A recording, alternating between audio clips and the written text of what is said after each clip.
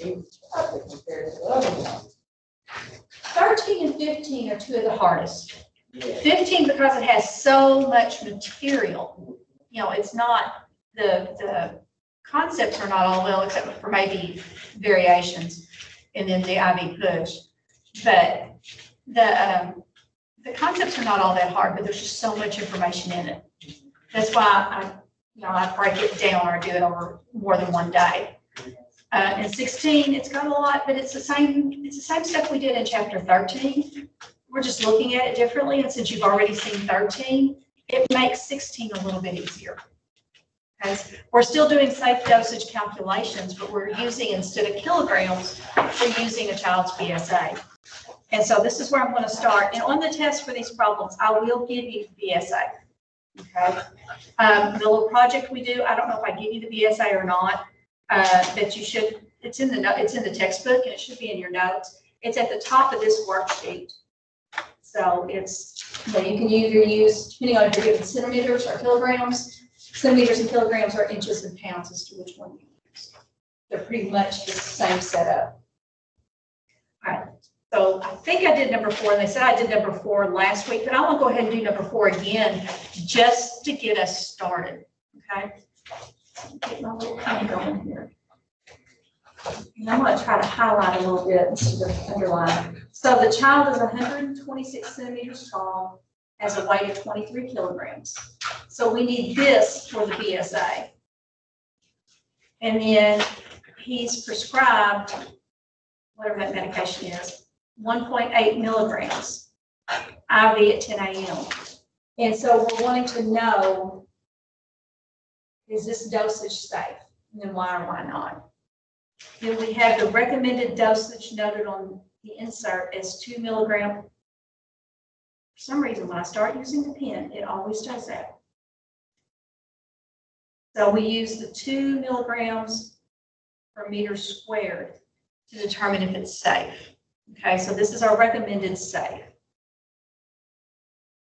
The first thing we need to do is find our BSA. Since I was given centimeters and kilograms, I'm going to use the meter squared equals the square root of my centimeters times my kilograms divided by 3,600. Okay, centimeters and kilograms is always divided by 3,600. Square root 126 times 23, 3,600. My handwriting is getting a little bit better the more I use this. Just kind of proud of myself there. So 126 times 23, square root 2898. 3,600. I didn't say it was great, just a little bit better. Will they always give you this information? They will always give you the weight and the height. Now, sometimes they may give you the weight in pounds and the height in centimeters, or the height in inches and the weight in kilograms. You have to convert one or the other. Most of the time, they'll be the same. Okay, they'll always give you that. You'll have to, and I will give you the formula. At the hospital, you'll have to probably know it. So, but I mean, you're learning and trying to do so much right now. The formula at the end of the semester, I'm not going to do that to you. So I'm going to get the square root 0.805. So I'm going to take the square root of that. And that gives me 0.897. So we're rounding it to the hundreds place. So I'll look at the 7. That makes that 9 become 10. So that 8 becomes 9.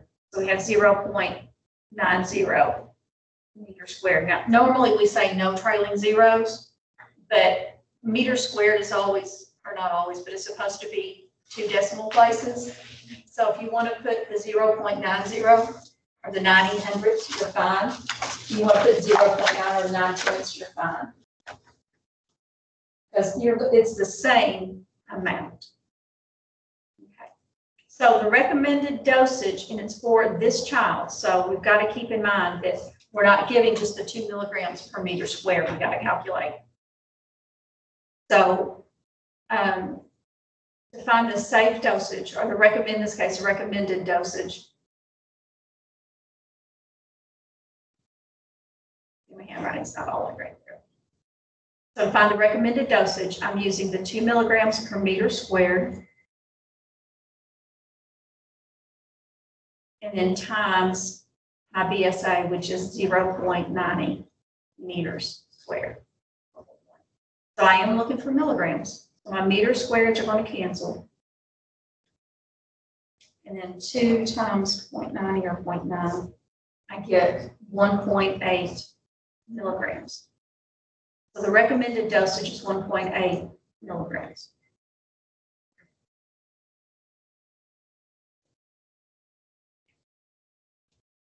What's under the 2 milligrams? Meters squared.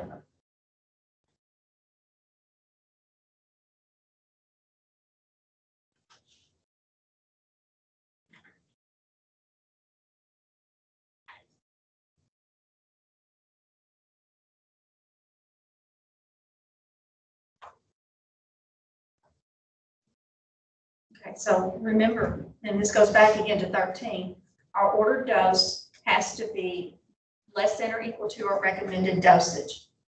So if our ordered dose is 1.8 up here,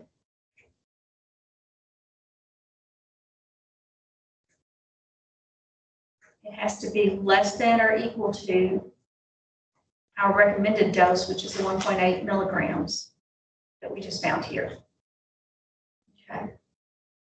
So is our ordered dose safe? Because it's equal to, right? So is the ordered dose safe? Yes. Why? Because it equals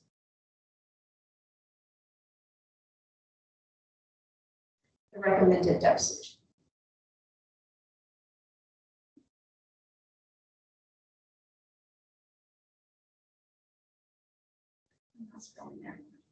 You say just. Yeah, it can be less than or equal, but our ordered is equal to our recommended. So that's my reason I'm giving, because it equals the recommended dose.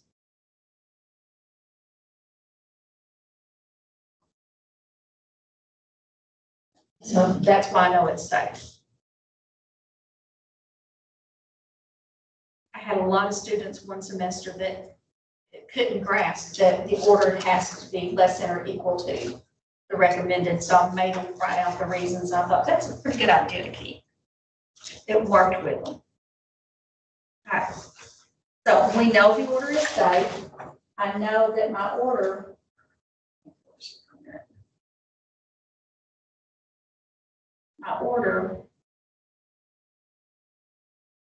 is 1.8 milligrams.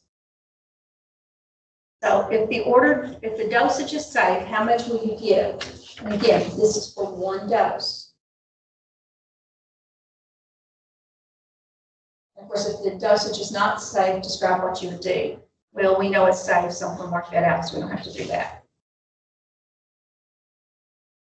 So to find out how much we're going to give, that's what we were doing in 10 and 11, and we did some of it in 12, we did some of it in 13.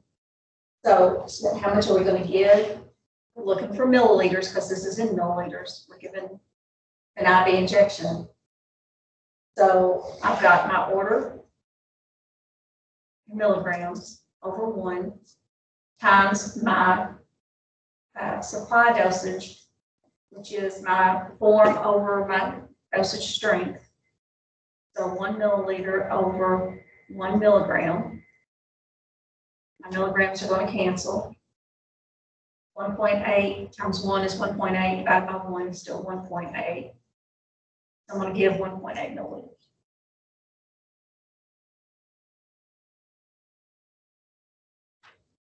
Questions?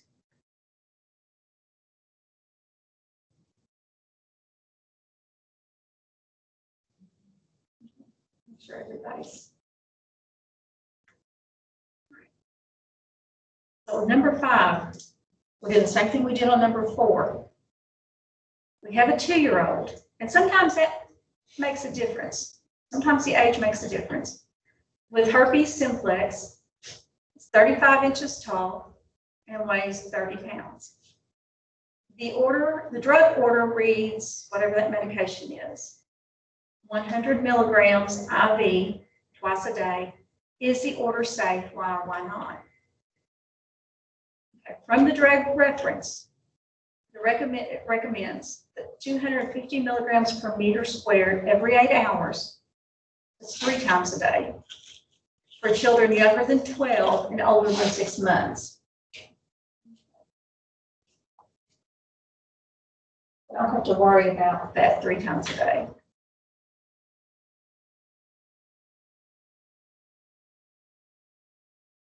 All right, so we're given inches and pounds. So this time we're going to use the other BSA formula. My meter squared, in this case, is my inches times my pounds, divided by 31. So inches and pounds are always divided, will always be divided by 31. So I'm just going to plug in 35 times 30 over 31.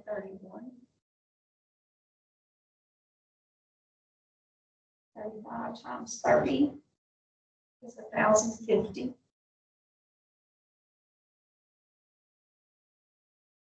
Most of this, you're using a calculator, you don't have to write it all out. I am, just so you can go back and know what I've done.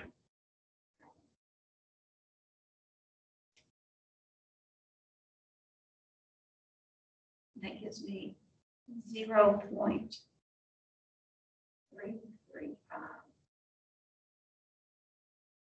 And take the square root.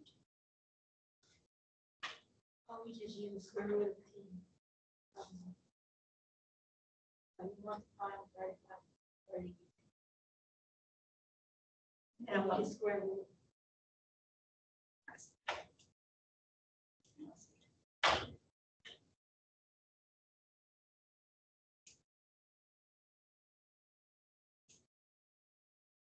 So I take the 35 times 35 stays, I'm still under the square root. I'm just working what's on the inside. All right, and then the square root, or 1050 divided by 31 is 0.335. I guess I should go up.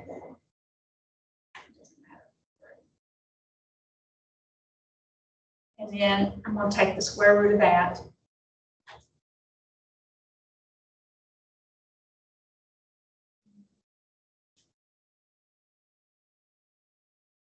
And I get 0.579.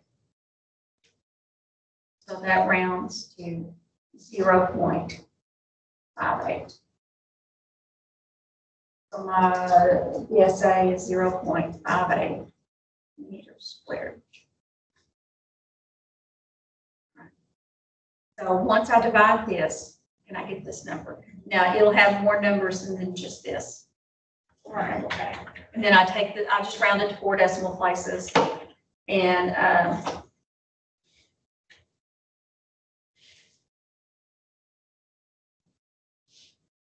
then you can, with your calculator, depending on, so on the phone, I think you got to put that number in and then hit the square root key. I actually brought a calculator this morning.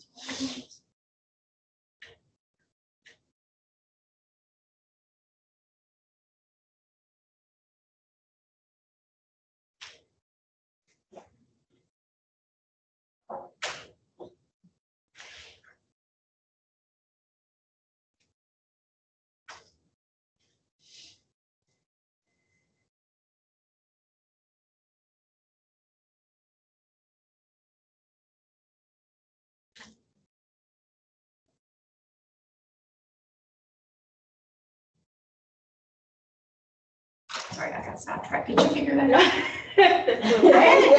had an email. No, my email popped up. Listen, it says, ready for delivery. Your press plaque, faculty innovation outside the classroom. So I've been recognized for something. So I got sidetracked by that, I'm sorry. And it doesn't make sense, so I've got to go ask somebody. Okay, do yours have the two square room, like a square room, 2 and 3? But I used the 2 and I came up with the answer. You came up with that answer? Okay. And that's what you're supposed to do. All right, so we got the 0.58 meters squared. And then recommended dosage for this job. Back to where I'm at. Well, I really am sidetracked. Okay. So the recommended dosage is the 25 milligrams per meter squared. And I'm still wanting milligrams from my recommended. So 250 milligrams per meter squared times the 0.58 meters squared over 1.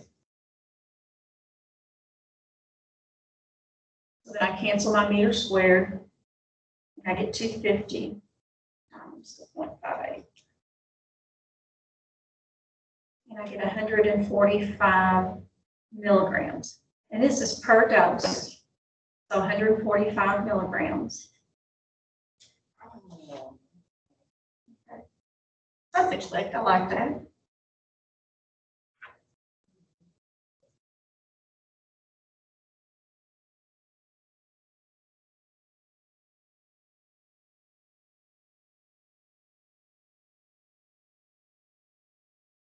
So when you turn in the recommended, don't you always use the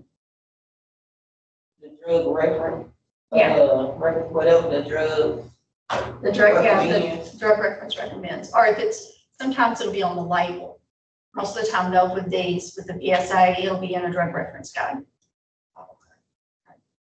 And I asked this morning, or I asked not this morning, but I asked last week, is there a drug reference guide at every nurse's station?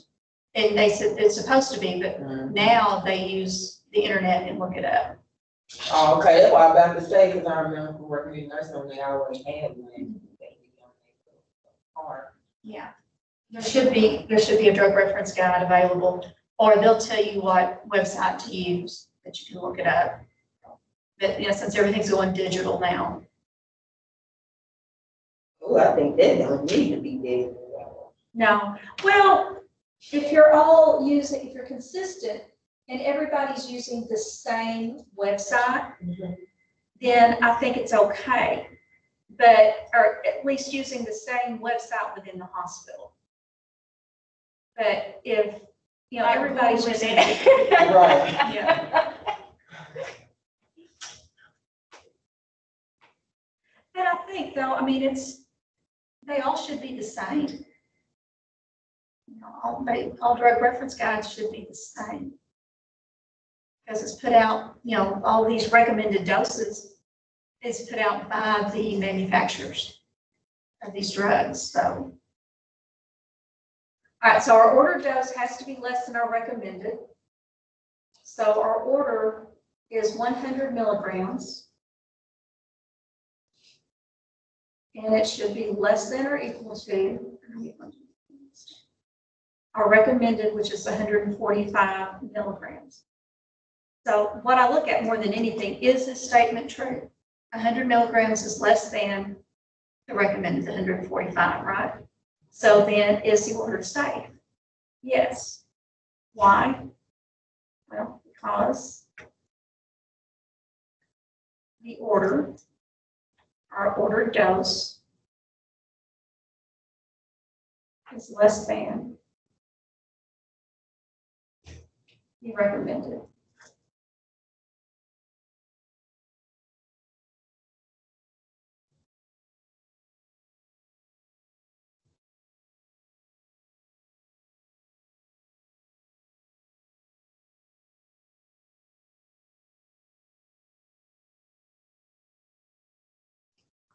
Any questions on that one? Because now, if the dosage is safe, how much will you give? Okay, so we know the dosage is safe. We know our order is 100 milligrams. So how much are we going to give? So we have the medication which is supplied in a 500 milligram injection with directions to reconstitute with 10 milliliters of sterile water for a concentration of 50 milligrams per milliliter. So what are we going to use here for our supply dosage, our dosage strength and our dosage form, which is technically our supply?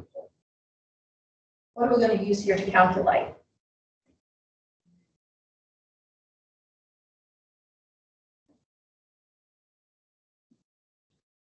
The 500 milligrams, change colors. 500 milligrams is the maximum amount of medication in that vial. Okay. The 10 milliliters is how much sterile water we're going to put in that vial. But we're going to actually use the concentration of the 50 milligrams per milliliter. If you take 500 milligrams, divide it by 10 milliliters, you're going to get 50 milligrams per milliliter. So then to calculate how much we're going to give, how many milliliters, we're going to give the 100 milligrams over 1 times 1 milliliter over 50 milligrams. Milligrams to cancel. I've got a 0 that will cancel top and bottom, which leaves me with 10 over 5, which will leave me with 2 milliliters.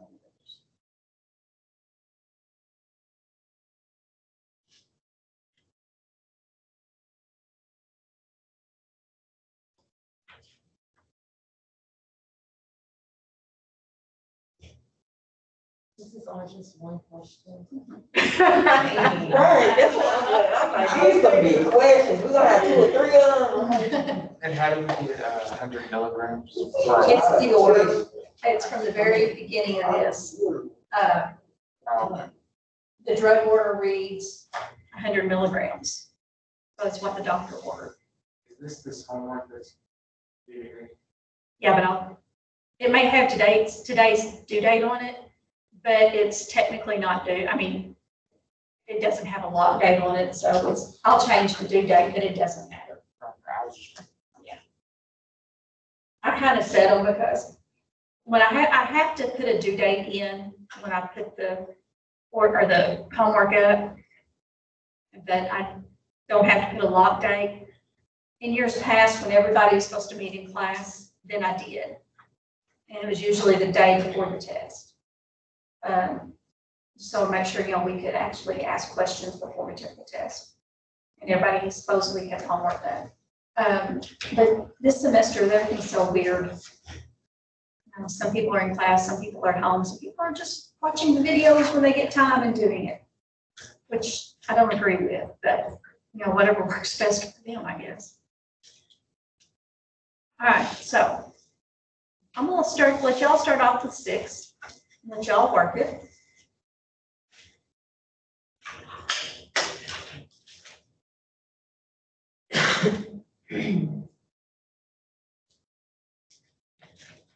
Well, this one's got a trick too.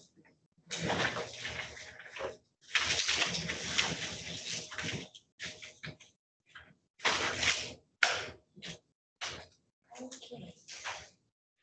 You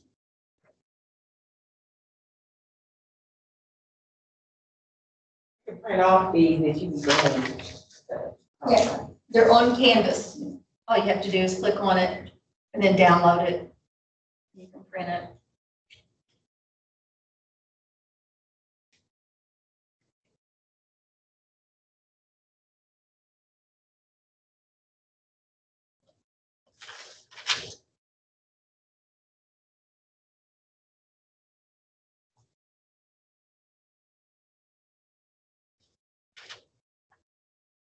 There's some calculator on.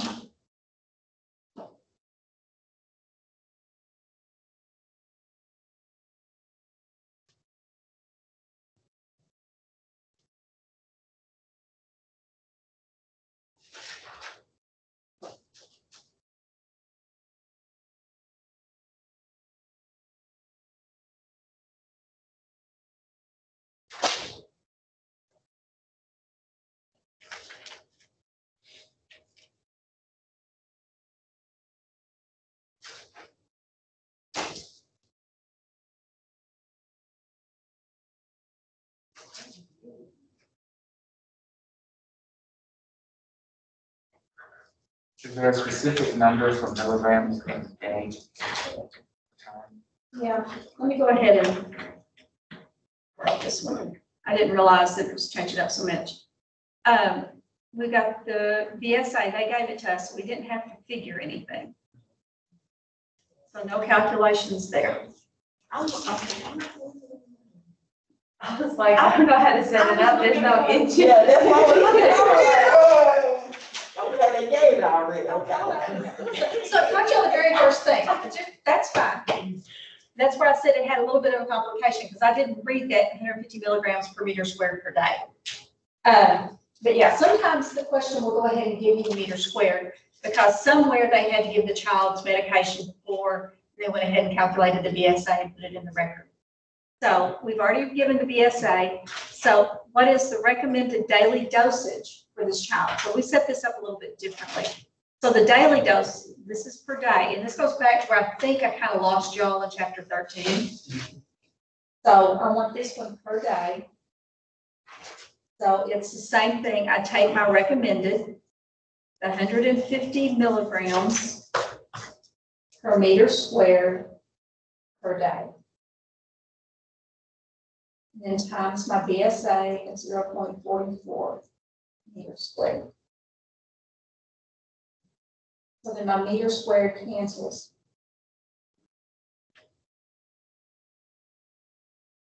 And I'm left with 66 milligrams per day.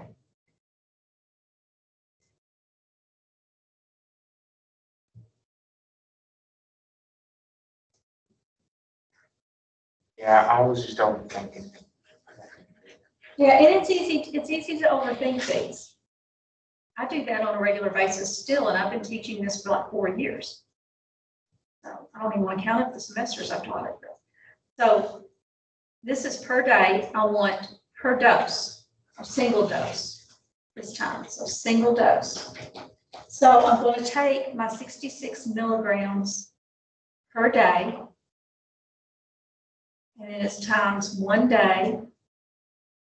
Now, going back up here, it's every 8 hours. So how many doses are in 1 day if you're giving it every 8 hours? 3. So, every 8 hours is the same thing as 24 divided by 8, which gives me 3 doses. So then I'm going to divide this by 3 doses. So my days cancel. That's 66 divided by 3. It's 22 milligrams per dose.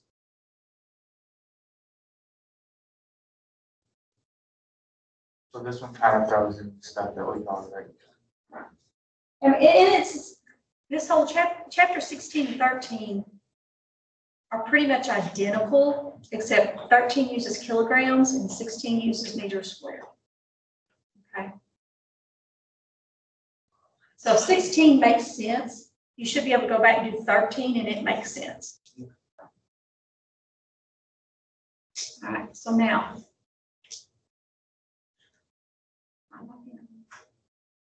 And once again, remember that the order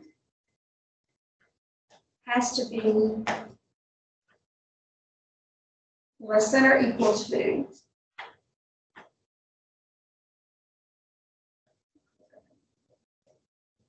the recommended.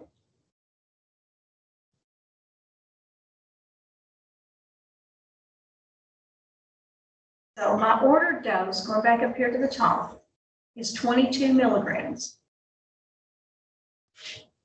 And this is per dose because he ordered 22 milligrams every 8 hours. So that's per dose.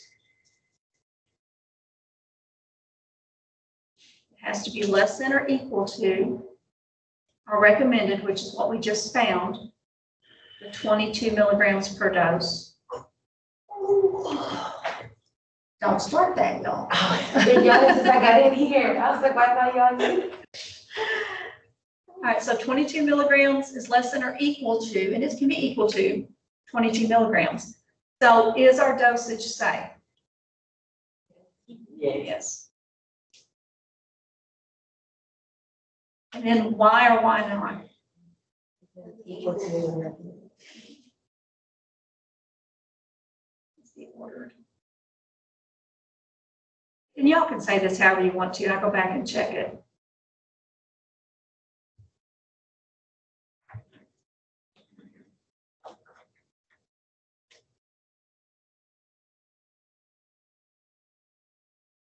Because the ordered dose is equal to the recommended. So make sure, you know, if you say it, make sure you say recommended. You say ordered dose, then I still need to say recommended. Just so you get your point across clearly to me.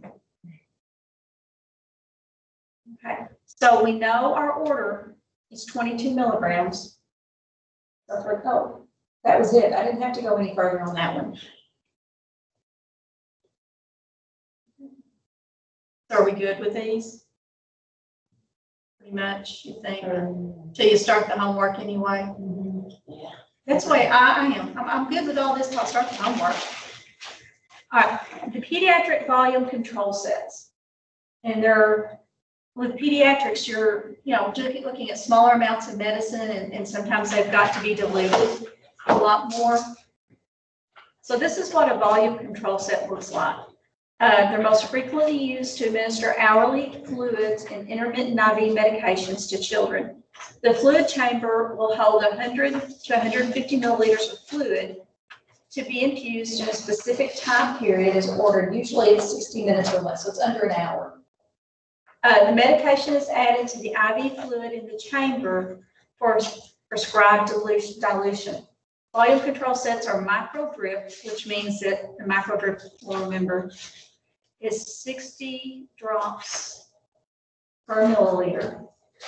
Okay, I just got that over here with the drop factor.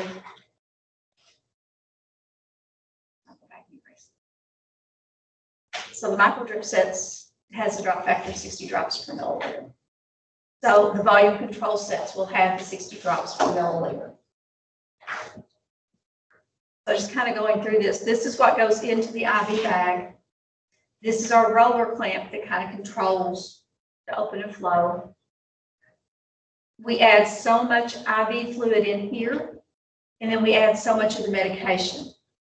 So as the medication is being added to the IV fluid, it's diluted a little bit more. So as it enters the patient's veins, then it doesn't do any damage to the vein. It doesn't do any damage to the patient. And then here's your little drip chamber. 60 drops, it's 1 milliliter. And then your check valve and all these other things that I have no idea what they're for. I have no idea what the check valve's for. But, and then this is where it enters into the IV tubing. It's already entered in the child or the patient. All right.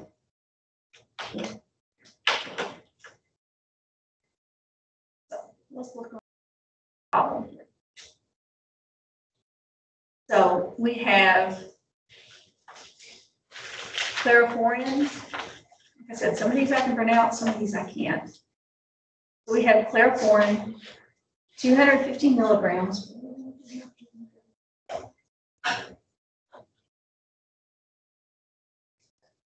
So this 250 milligrams is our order. It's in 50 milliliters. So what we've got is we've got a small IV bag. It's got 50 milliliters of IV fluid in it. And it's got the 250 milligrams of medication. And it's to infuse in 30 minutes, followed by a 15 milliliter flush. Child has a saline lock, so he's got the IV that has a saline lock on it. All right, so here's our clariforin sterile. So it says dosage and administration, read the package insert for prescribing information and reconstitution, shake to dissolve. So here's our package insert. We're going to add 10 milliliters of diluent for a total volume of 11 milliliters with a concentration of 180 milligrams per milliliter.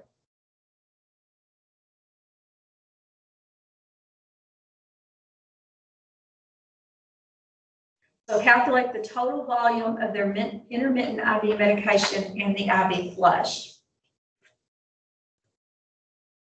Okay. Drawing a complete blank there with you.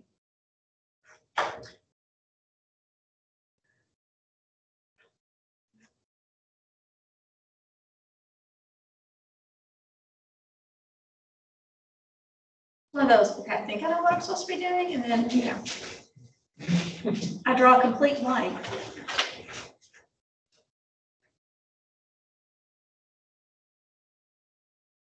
Okay. That's why I had no solutions up there for one thing. All right, so our total IV, our total volume is the IV bag.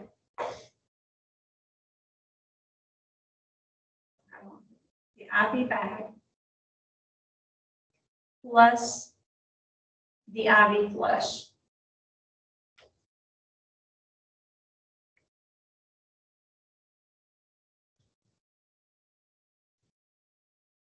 So my IV bag is the 50 milliliters.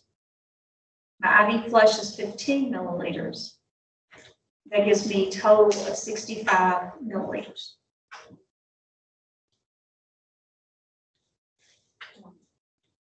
Okay, so I'm just taking this one right here and this one right here and adding them together.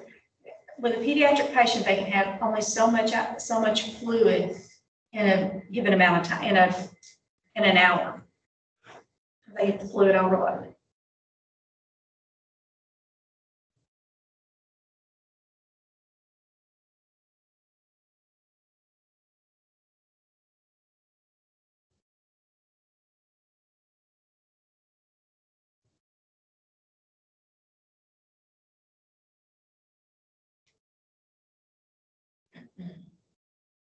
All right, so to calculate the flow rate of the IV medication, remember our flow rate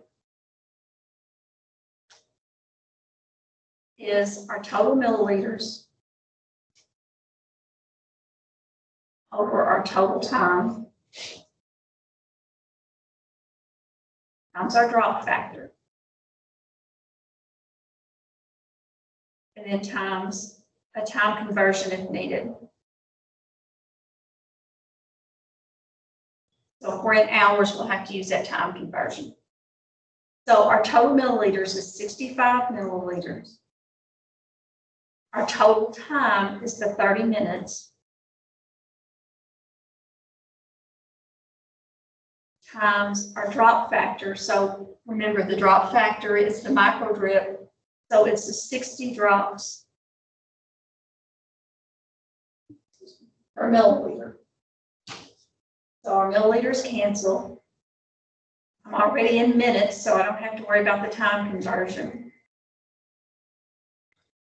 So I know 30 goes into 30 one time, 30 goes into 60 two times.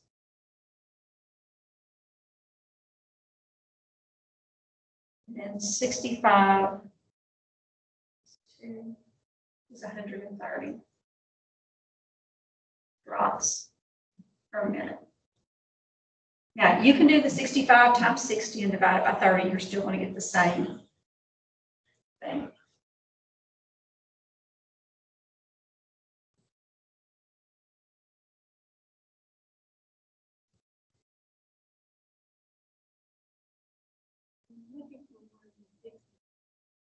The 60 drops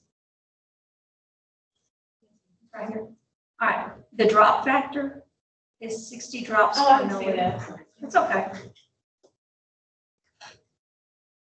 Now, it won't always tell you, but when we're doing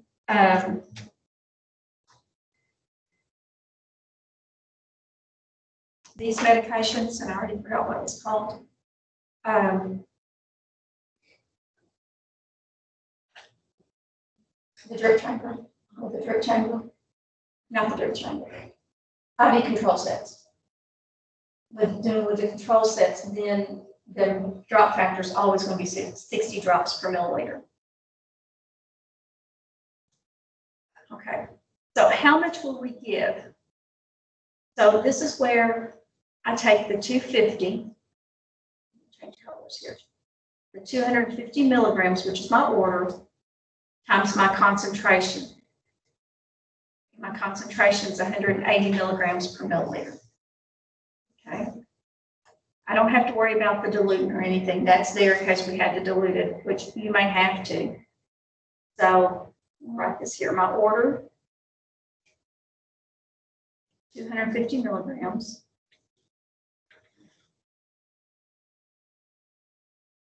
And my concentration, I'm also going to call this my supply dose. Sometimes it's referred to as that. It's 180 milligrams per milliliter. So once it's diluted, that's what we have. So how much am I going to administer? I'm looking for milliliters again. I'm looking for one dose. So it's my doctor's order, 250 milligrams over 1 times my supply or my concentration, milliliter over 180 milligrams. So my milligrams cancel. I'm doing 250 divided by 180. I get 1.38.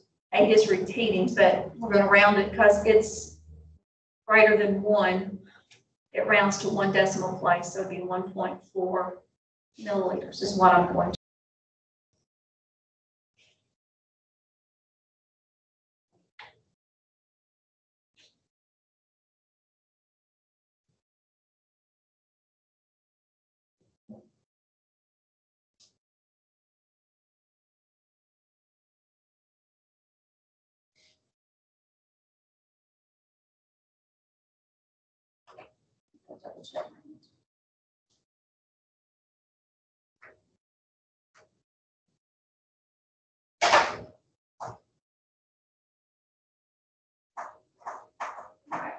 So set the flow rate of the 50 milliliters of intermittent IV medication for our flow rate.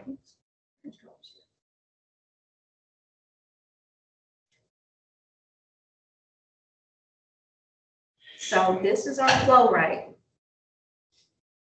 for the medication is 130 drops per minute.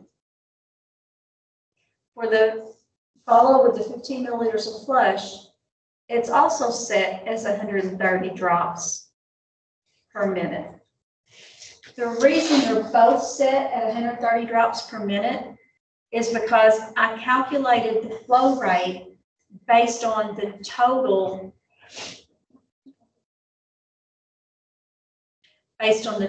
amount of IV fluid, based on the 65 milliliters, which is a 50 milliliter IV bag plus the 15 milliliters of the IV flush. So they're both going to have the same flow rate. And all that flush is doing is just pushing the medication on into the patient. So will them two always have the same? Yes. Okay. To my knowledge, they will always have the same. Now, you may get over a nursing program and they tell you something different. Right. That's all I'm saying, to my knowledge. And that's pretty much for this class, that will always be the same. So that's a lot to take in. So to answer this one question is 5 parts. Pretty much. Okay. Yeah, you know, when you're given medication, unless it's tablets or a straight injection, especially when you're dealing with children, there's nothing easy about it.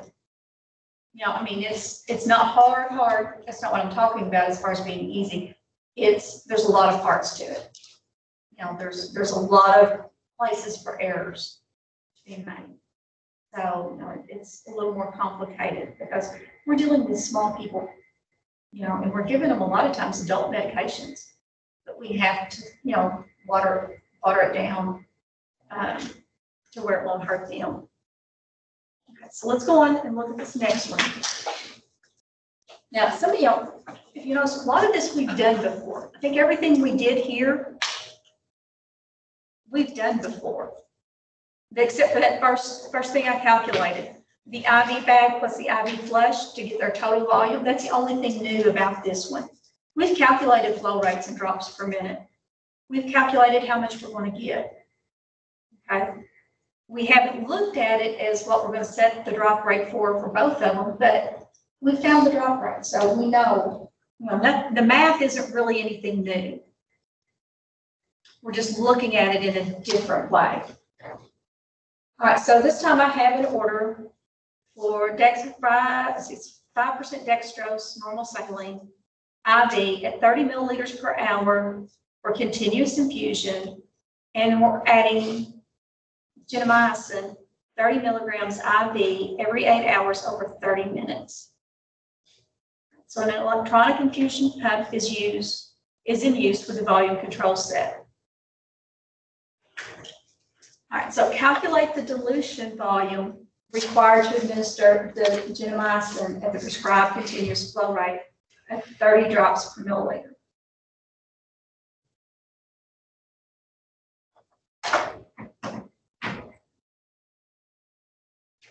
I really should have printed this one.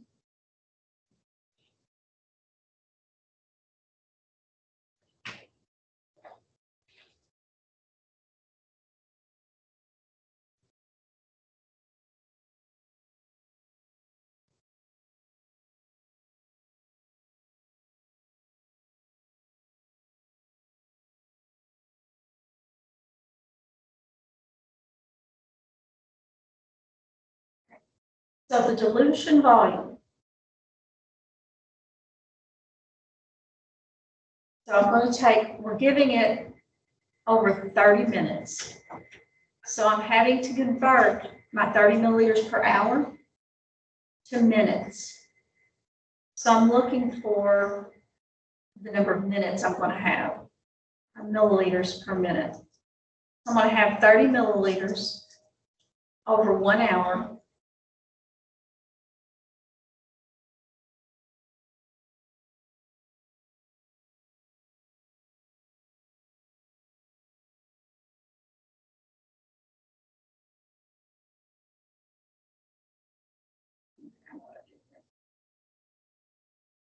I can do 1 hour over 60 minutes. And then I have to, it's given over the 30 minutes. Okay, so even though my flow rate per hour, I want to know how many milliliters I'm going to actually give in 30 minutes. Now, my hours are going to cancel, my minutes are going to cancel. Again, I know that 30 goes into 30 once, into 60 twice. So I'm going to end up with 30 over 2, which is 15 milliliters. So that's my dilution volume.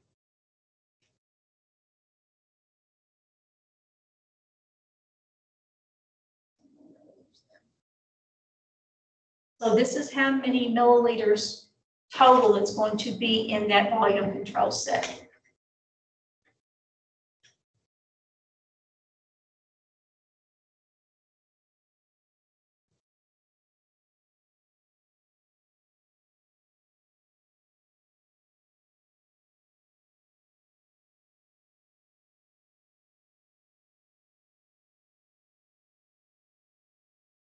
So the next part is to calculate the volume of gentamicin and IV fluid to add to the volume control chamber. In other words, we're going to calculate how much we're going to give for 1 dose. Okay, so this is what we've been doing. My doctor's order is 30 milligrams.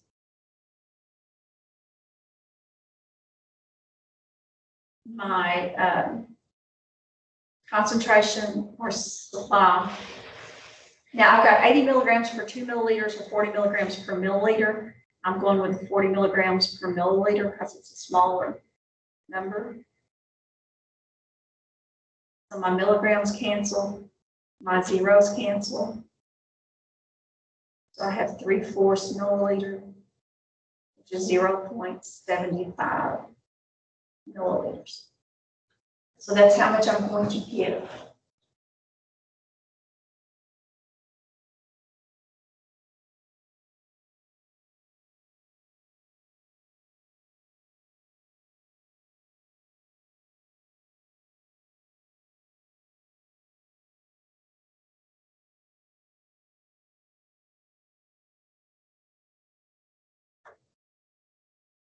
Y'all with me still?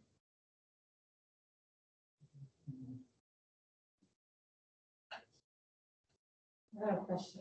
All right. Is that for over 4 milliliters? 3/4 milliliters, Okay. which when you divide 3 by 4, you get 0.75.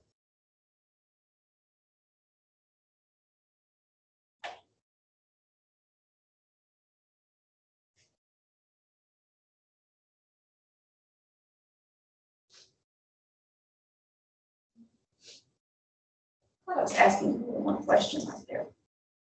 All right, because it says the total volume of the gentamicin and the IV fluid to add to the volume control chamber. So we had to find out how much we're going to give. So the IV fluid that we're going to add to the chamber is that we're going to take the 15 milliliters. This is our maximum amount that we're going to have in that little control chamber. Okay, let me scroll up here for a second. In this IV control chamber here, the maximum amount of fluid we're going to have in here, IV fluid, is 15 milliliters. Okay. Now it's different for every medication, but for this one it's 15 milliliters. Then we're going to subtract our ordered 0.75 milliliters. How much we're going to give, because that's in milliliters. So my maximum amount is 15. So that means that in the IV, I'm adding 14.25 milliliters in the volume control chamber.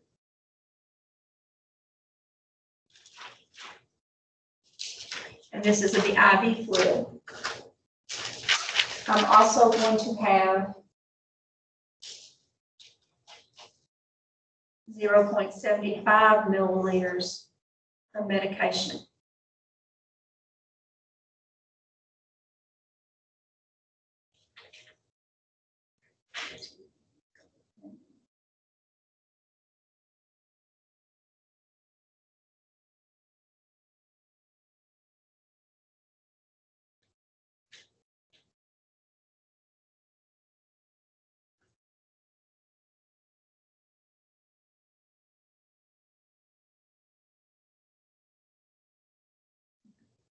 When the one before this, we had an IV piggyback, basically, a little bitty bag that had the medicine and the IV fluid already in it. This one, we don't have that. So we got to know how many milliliters are we going to put in that, because that volume control chamber acts like our little IV bag. So the maximum we can have in it to run, because we're running the 30 milliliters over an hour, so we're actually running 15 milliliters in 30 minutes.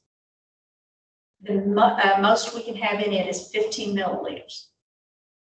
So if that's the most, but we've also got to have our medicine in there, so we've got to subtract our medicine to know how much that we're putting of just the IV fluid, and then how much medicine we're putting in there. So if I add the 14.25 and the 75, I get the 15 total milliliters. So this is where 16 gets a little more challenging, because we have the volume control chambers. I'm a little lost with that Man, bottom this part. thing is hard. That's what that bottom part was. We'll do another one here in a minute, okay? So, what, with that last part, with the 15 milliliter, and then you subtract it and all that, the volume in the control chamber. Volume control chamber, that's this little.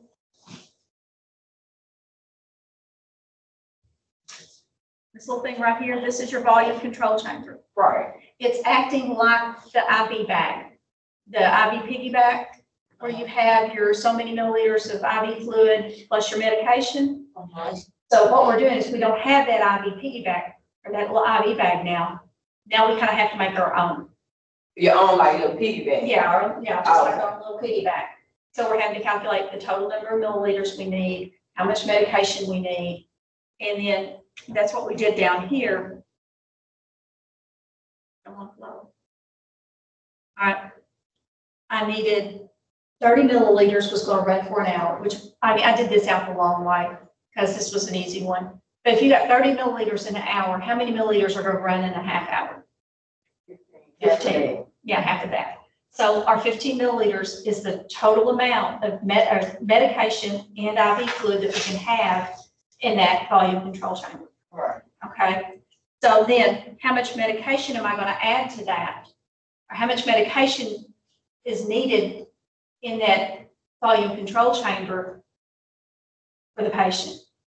Okay. So that's where that 0.75 comes in. Okay. Now, since I can only have a maximum of 15 milliliters, I've got to take out or leave out enough of the IV fluid that my medication is going to make up. So this 15 milliliters is the total IV fluid minus the medication. So the 1425, which is 15 minus 0.75, is the total amount of IV fluid I'm adding to that volume control chamber. Okay. So if I add, so I'm going to add 14.25 milliliters to the volume control chamber. And then I'm going to add the 0.75 milliliters of medication. Volume control chamber. So I'm putting both of those, making my own little IV bag. Now I have a total of 15 milliliters in that bag. Okay. Does that make sense now? So one the medicine and one is, One is the IV fluid, yeah, the fluid and one one is the medicine. medication, yeah. Mhm. And you gotta leave out enough fluid so that medication, because if I added 15 milliliters of fluid and 7,500 milliliters of medication, I'm gonna have 15.75, right? Right. And that's more than my maximum. So I can't put the maximum fluid in because I gotta leave out enough for the medication. That's the reason I'm subtracting. Okay, okay. So you have to have both of them answers or is it? Yeah, I have both of them. And it'll, when I ask these questions, it'll have more, and I think the next one does it, it'll have more of, you'll add blank amount of IV fluid and blank amount of medication. So you went this extra step and the book stopped it. Yeah, They didn't work it out and they didn't work it last part out. but you kind of needed, and this is the reason I worked it out, and I made sure, I went back to my notes and made sure I did it, is that, you don't know what that 15 milliliters is for right now, and you don't know what, well, you know what that 7,500 is for, but you don't know why we have them both. So I went ahead and worked it out in this one, so you know why we have both of them. So let's look at 9. All right, so we've got 150 milligrams IV every 8 hours and 32 milliliters over 16 minutes. So this is all part of the order. It's Monday. Yes. All right, and this one's in an infusion pump. So this goes back to number 7. And we're flushing with 28 milliliters.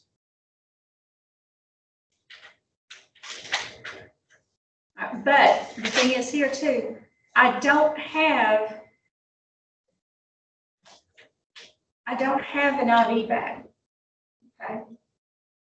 It's not giving me, I've got 30 milliliters, 32 milliliters of fluid is what he wants it in, but it's not giving me, it's not telling me that I have so much medication in a 50 milliliter IV bag or something. I don't remember how that other one was worded.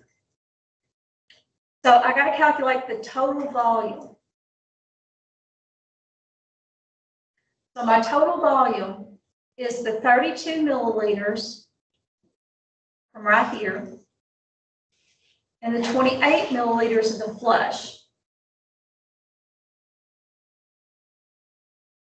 And this I need so I can calculate the flow rate. Can I hang that in my head? That's 60 milliliters total. So this is the IV plus the flush. Right, so now calculate the flow rate. And that's our total volume, which is the 60 milliliters, over our total amount of time, which is 60 minutes.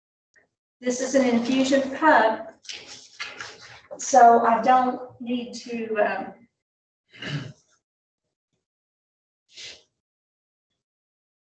use a drop factor. That's what I was trying for. Now, 60 minutes is how many hours? One. So I can change that to 60 milliliters per 1 hour without having to do the calculation, because I know 60 minutes is equal to 1 hour. So my flow rate is 60 milliliters per hour.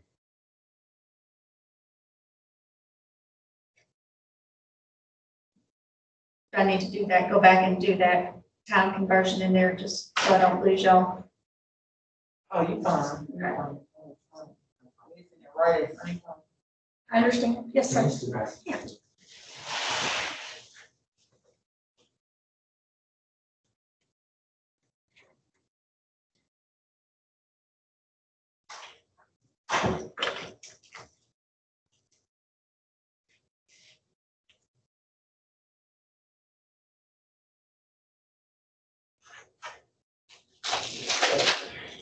This is where I wish I had the Canvas app.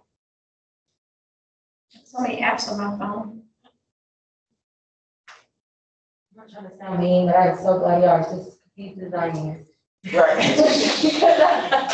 I'm like, is it just me? No, never think you're the only one confused. Okay?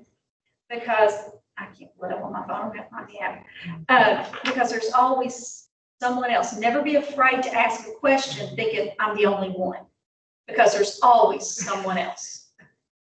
And it may not be anybody in the classroom today or anybody on line or virtually with us, but it may be somebody watching the video later on. I wish somebody would ask this question, and and you had asked it. Or they'll sit back and think because you asked it, they'll think back and say, oh, I'm so glad she asked that question. So never be afraid to ask questions, no matter how crazy they sound. And don't be afraid to ask me to repeat something. I'm gonna have to go back and check mine.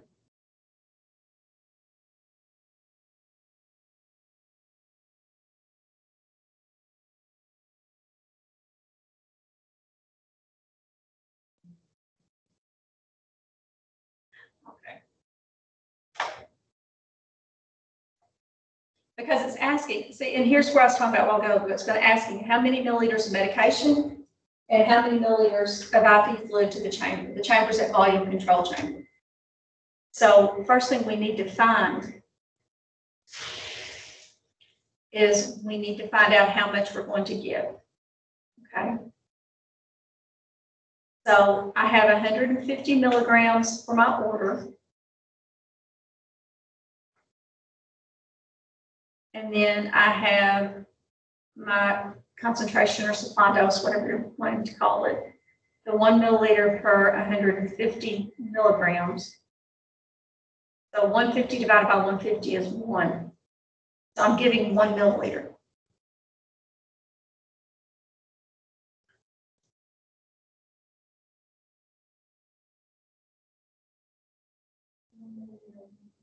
Yeah. I need to go back to that.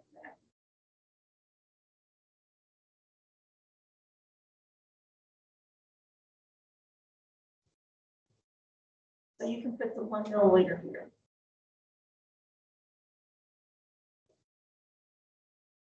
Now, I want to know the milliliters, and this is for, what do I call it, volume control chamber.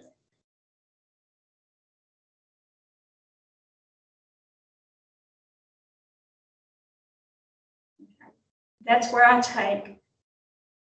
Now, I'm not worried about the 68. I'm not worried about the 20, or the 60 total milliliters or the 28 milliliters for the flush. I want just the milliliters that's in the IV, okay? So just, I want the IV milliliters. And then I'm going to subtract my medication milliliters. So my IV milliliters is the 32. I'm going to subtract the 1 that's my medication. And that equals 31 milliliters for the volume control chamber.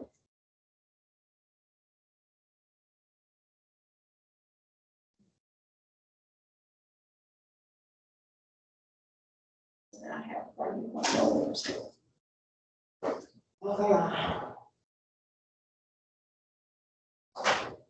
This is where I want to get up and do my song and dance.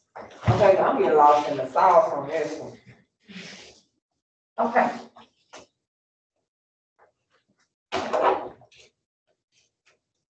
So what we do, we have. That thing ain't gonna work.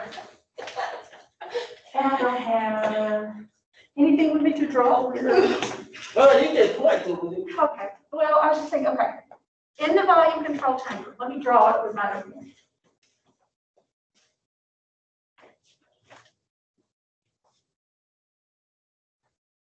Why am I not drawing here? There we go.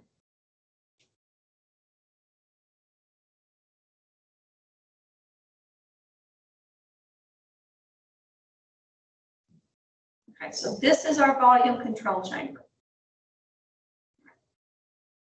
We're going to have a total of 32 milliliters because this is our flush, right? Well, this doesn't go into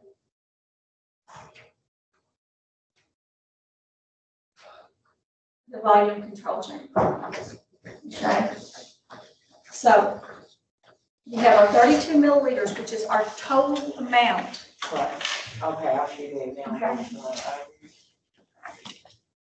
So this is our total amount, but I still have to add 1 milliliter medication to it. Okay. So I can't put 32 milliliters into the volume control chamber of just the IV fluid.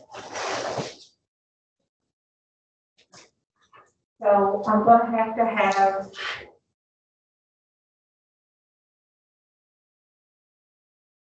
1 milliliter Yeah. per gallon. So if I do 32 minus the 1, then I'm doing 31 milliliters of fluid and 1 milliliter of IV. Okay. Sometimes a picture is worth 1,000 words. Yeah, okay, now it equals the 32. Yeah, the 1 plus the 31 equals the 32 milliliters total in the IV bag, or in the volume control chamber.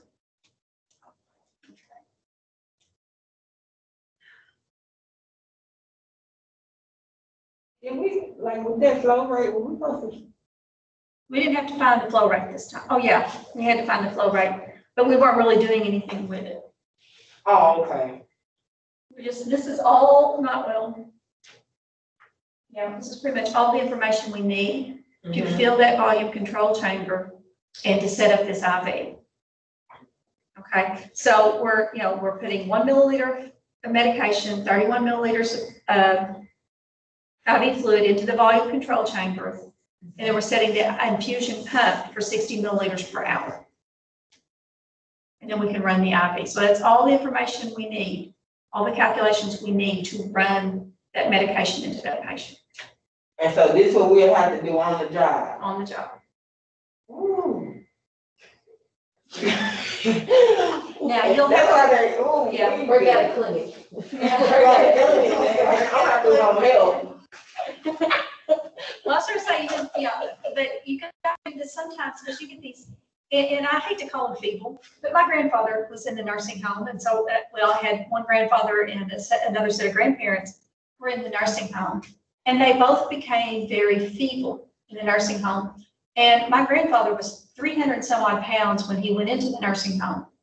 When he passed away, he was barely 100 pounds. He was bedridden for most of it. Oh, my And goodness. so, they had him on a strict diet, and then he didn't like their food anyway, so grandma Right. had to go make food and take to him. My grandfather was a very strong-willed man. I take after him in certain areas. But, so you get these people that come in there and they're very, healthy to one aspect, Right. but by the time they leave, because their body's deteriorating, Mm-hmm. as well as their mind. And by the time they leave, they're, very feeble. Their veins are very feeble. So if you're having to give them medications, and I'll use my grandpa Shepherd, who, he only weighed 100 pounds sopping wet to begin with. He had an infection in his pancreas. So, and he was 90-some years old. And they were having to do things like this, like you would with a pediatric, Yeah. because his veins were very old and very feeble. Sorry to look up people. Feeble. It's okay. I use the small words and it's bad, because I consider that a small word and not a $100 word. And people don't understand it, but I use the $100 words and people don't understand those either. So I'm sorry, I'm not laughing at you, I'm just laughing at what I was thinking and at myself. But anyway, so you're gonna have to do this sometimes for patients. And I don't know if they do IVs in nursing homes or not. My grandpa Hal never had to have an IV, but Grandpa Shepherd, of course, when he had that pancreas infection, he had to go back to the hospital. He died before he got to come back to the nursing home. And I got to tell you the story. We got to let our mind settle for a minute. My Grandpa Shepherd and Grandpa Shepherd both in the nursing home at the same time. They were both in their early 90s, mid-90s.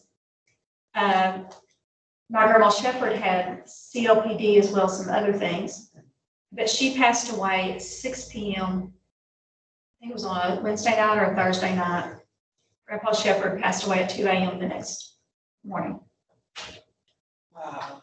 But after Grandma Shepherd had passed away, my uncle went up to be with my grandpa. He had every intention of telling Grandpa that Grandma had passed away. And as soon as Uncle Charles walked in, Grandpa said, "Son, Mom's coming to get me." And Uncle Charles said, "No, Dad, Mom's in the nursing home. Remember, you're going to go back down there tomorrow. You'll be with her tomorrow, but Mom's not." "No, son, Mom's coming to get me. She's gone. She's coming back to get me." Wow. So, it's amazing That is. what happens. That is. That's like a note, like that movie, The Notebook. How he, when he was Yeah, they passed away together. Yep, and then he was right behind us like this. They give up is what happens. Mm-hmm. But nobody had told Grandpa that Grandma passed away. So, Yeah, and they be each other's strengths too, especially if they went in there together. yeah, they went in together and came out or left together more or less. Yeah. Oh, It was one of those Wow. weird situations, but you see it more often, people that have been married 50, 60, 70 years, Yep. they die within hours of each other. People say Sure. that when someone you love dies, like a loved one or something, you can actually just feel it. Yeah. Mhm.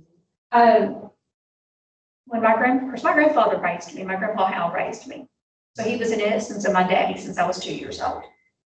And when he passed away, I felt his spirit leave his body. It was almost like a hug. And, almost like he put his arm around me and hugged me.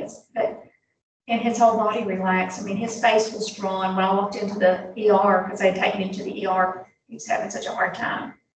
And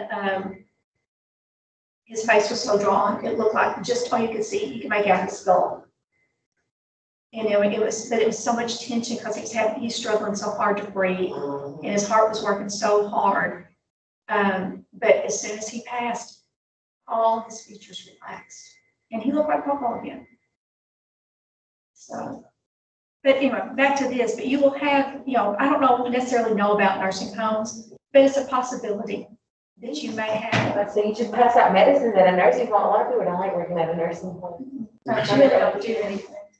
But, yeah, nursing homes will hire LPNs, where the hospitals are getting to where they will not hire LPNs. They want RNs. Yeah, they want RN to the ER.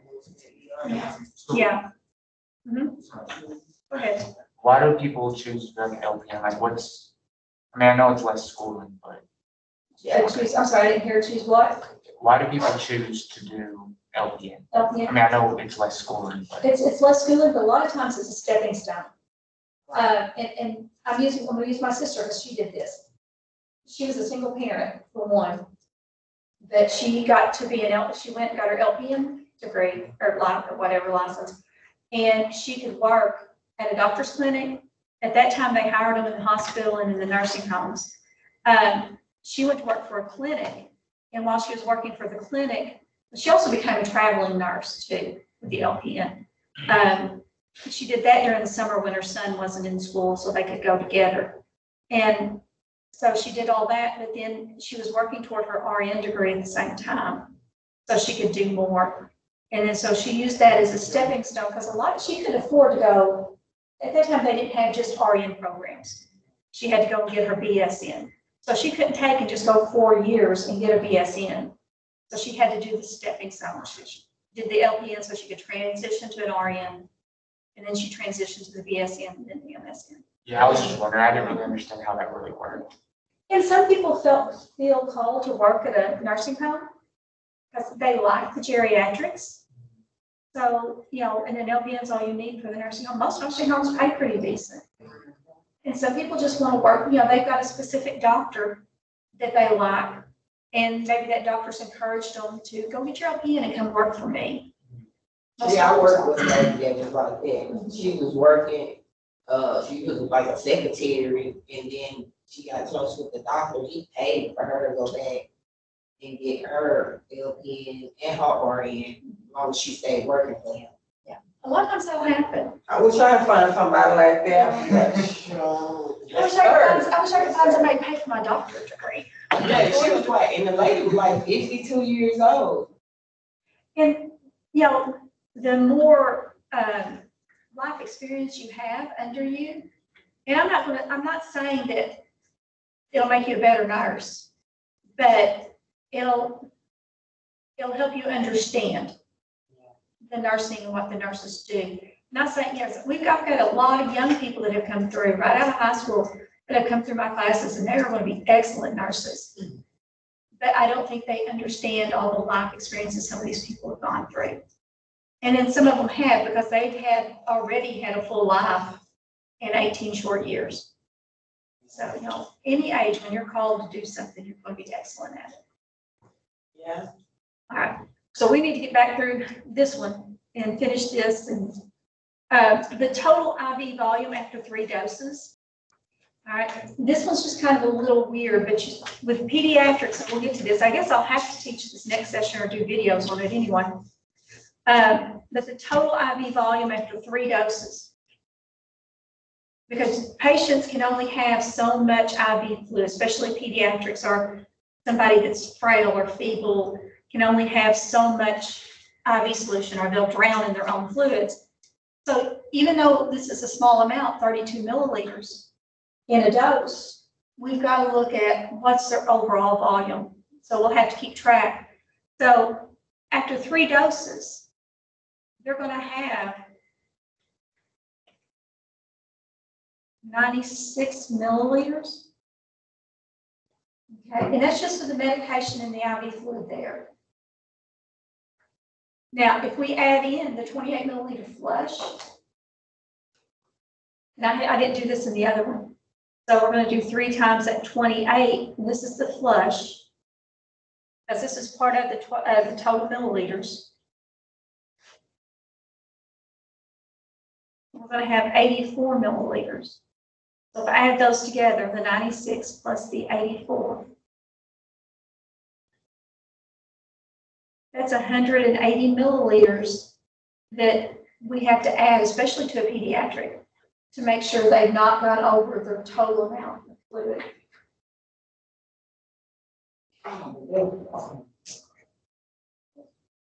So say, do I need to read something? Is it, Yeah, I was just about to say, I don't know where the 84 came from, then I seen. yeah, 3 times 28. Gosh, my handwriting's it's getting better, but it's not there yet. Mine's horrible, about. I said this, because I started out with fairly decent handwriting when I started my bachelor's degree. The more degrees you have, the worse your handwriting is. Mm-hmm. All right, so. What questions do I have total here?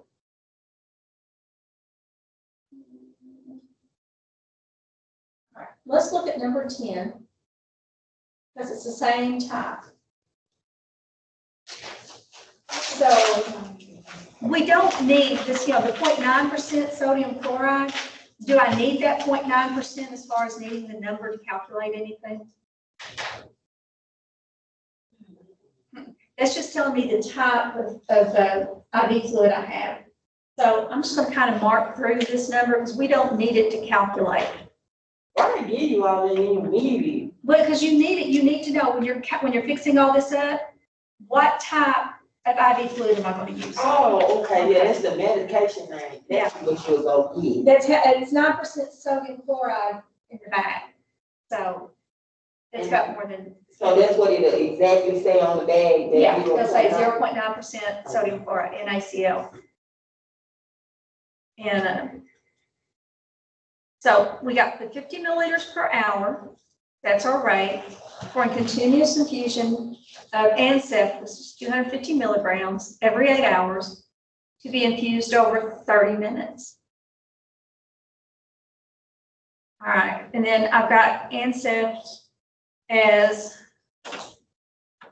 125 milligrams per milliliter.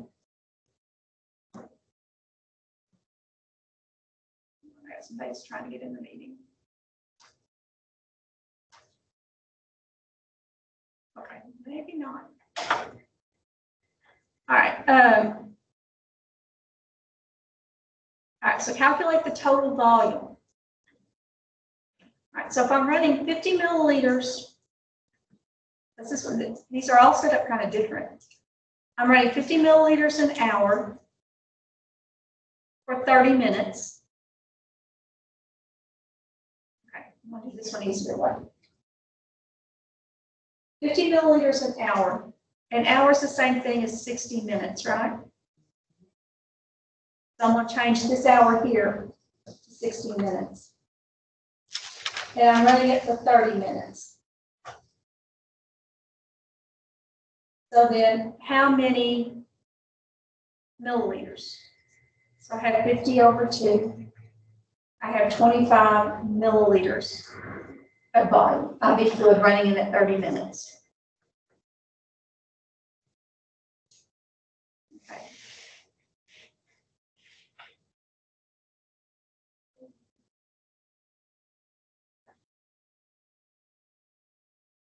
So this is my total amount of milliliters that's in that volume control set.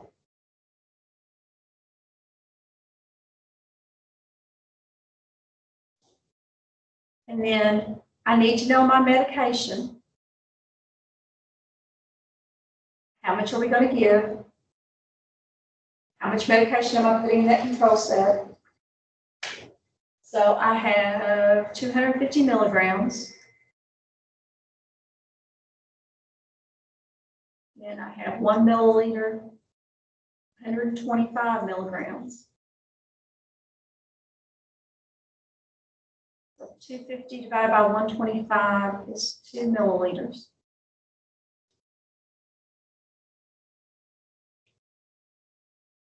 So then I'm going to add 2 milliliters of medication.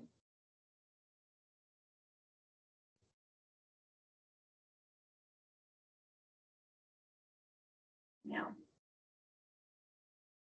this is for the volume control chamber.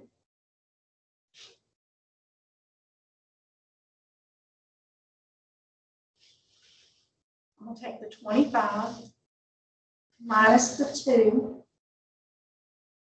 which is my medication. And that equals 23 milliliters. It's going to go into my volume control chamber.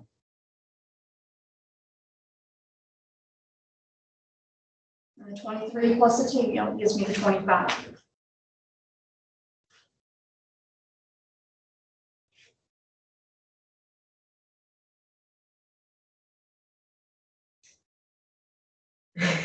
She's gonna have me yawning before this day's over.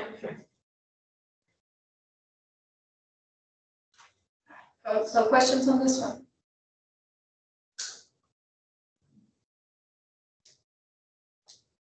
But I understand it now. Now when I get home, I will look at it and be like, okay, what I used to. Yeah. That's all I do. I have this one recording though. I'll have to go back and look. You might have to go back and look at it, but I have this one recording. All right, so I'm gonna stop here. That gives you 11 to do on your own. Okay? And then, of course, you've seen what I've been going back over here and looking at, which is, and all I did is I clicked the modules again. Down here in the same week 13, it's the pediatric calculation solutions. So you can work it. If you click the blue one, it'll download it so you can print it. Okay? If you just want to look at it, then you just go ahead and scroll. And all the solutions are worked out. I'll have a few more notes.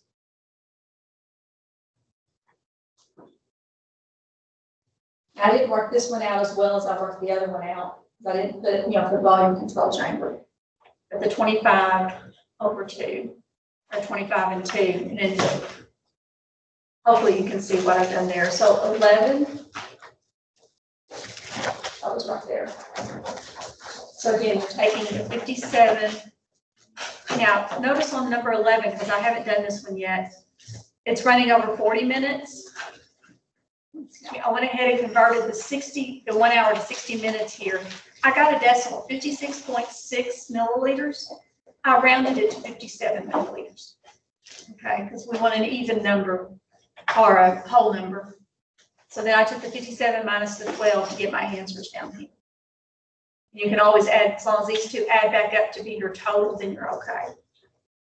Okay. So you can always print this off and look at it. And then we'll pick up with number 12 Monday. We'll do it, yeah. We'll meet this next Monday. Oh, that'd be our last one. No, this is the last day on campus.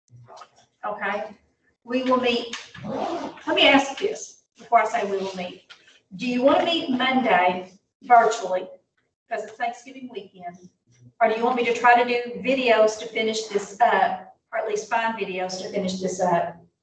And then meet the following Monday, which is the week after Thanksgiving, virtually, to answer questions on what y'all don't understand. You'd rather meet both Mondays? Okay. So let's go ahead, let's just meet both Mondays. We may not meet the whole hour and 50 minutes, which first time I think I held y'all this long. But we'll meet and finish this up, and I'll still try to do videos and post it too. That way maybe y'all have something to look at, and you'll be maybe a little more prepared to ask questions. Yes, ma'am. Okay? You know where they'll let you print Either, I think it's 215, 213, the computer lab down here, 217. If there's no class, they have classes in 217. So you'll have to catch up when there's not a class. 213 has classes once in a while. The library has computers. They let you print out. Do they exercise? But I didn't know if they had printed in there or not. So the library might be your first. You know where the library's at? You know where the commons is? So machines and stuff is. It's that door that's open right there. Oh, okay. All right. So I will see you all online, 8 o'clock next Monday. Come in your PJs. I don't care, because if I see you on whatever, and it would help if some of y'all would turn your videos on. But if all I see is your face, I'm good with that. I don't care if your hair's done, makeup's on, it doesn't matter to me. Hair rag on, Yeah. on it on your head. I'm just gonna say, today I woke up late, Charlotte just threw clothes on.